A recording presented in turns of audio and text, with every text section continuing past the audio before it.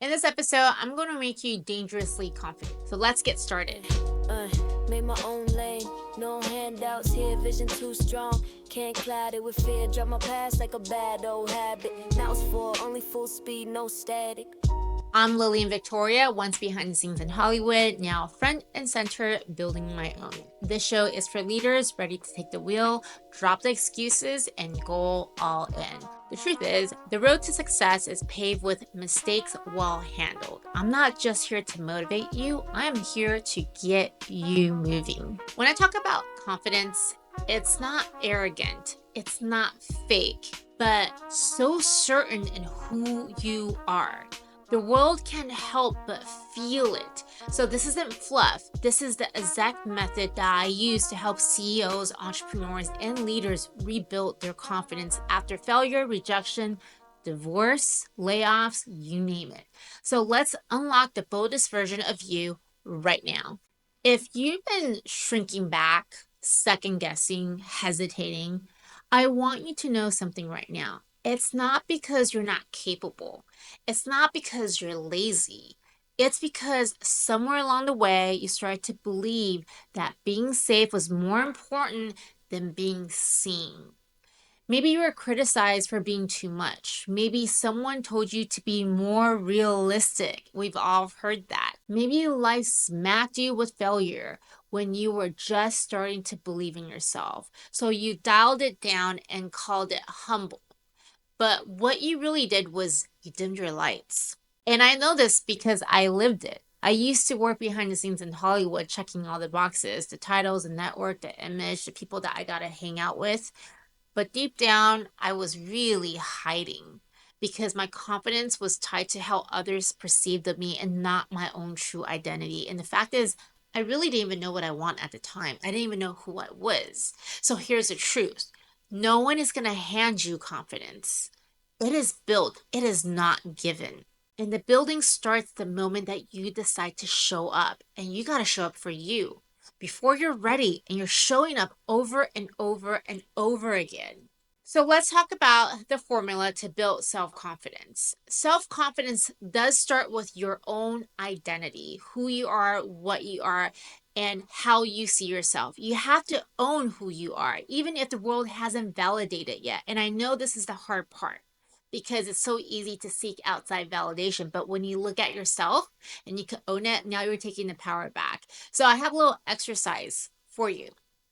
You set your life goals. So just setting the goals may take some time. Most people don't have goals, so that's why they're drifting. I was definitely one of them before. So don't feel like you need it all and rush it together. It's something that you got to recognize, you got to do the work, and that's what I help my clients. Once the goal is set, you got to start to picture yourself achieving them. Now become that version of you, even if it feels fake right now. That disconnect is normal. That's the gap. But that's how we build confidence, by bridging that gap step by step. So I want you to type this in the comment. I am the kind of person who shows up even when it's hard. Whatever you're becoming, I want you to claim it out loud because you can't outperform a broken self image. You want to play big, you got to start upgrading your inner narrative daily. Some people call this affirmations, some people call this auto suggestion. I call this your relationship with yourself so you can start seeing your own identity. Confidence is not a personal trait, it's a skill, it's a muscle. And this muscle grows through repetition. Waking up early when you said you would, making the tough phone calls, finishing a workout, speaking up at that meeting, tell yourself the truth even when it's uncomfortable. Most people keep promises to others, but yet they break their promises to themselves. Why is that? Why is it other people that is more important than yourself? So you want confidence? Start keeping your own words to yourself. That's showing yourself that you are getting it done. And that builds trust. That builds momentum. And momentum turns into unstoppable high energy.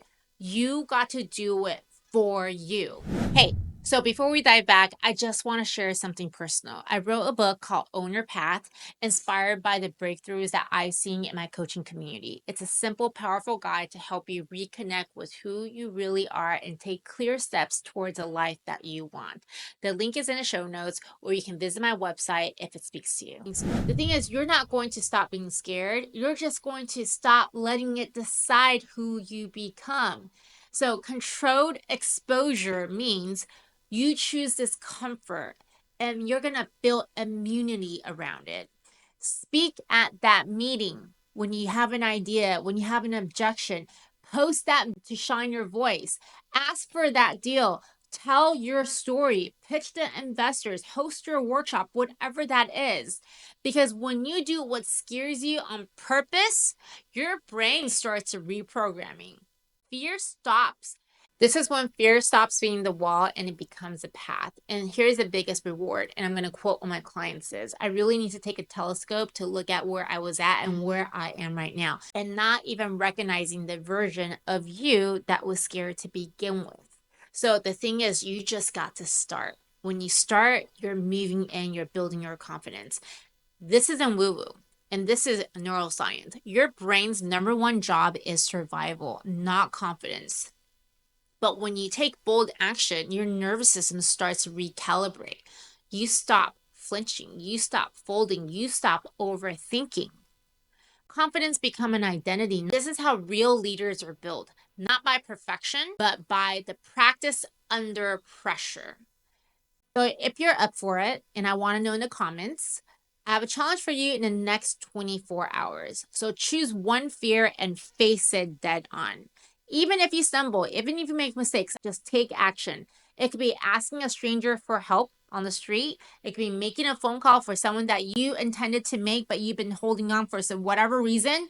It could be confessing love to someone that you have had the hots for forever. But do something about it. And I want you to face the fear dead on.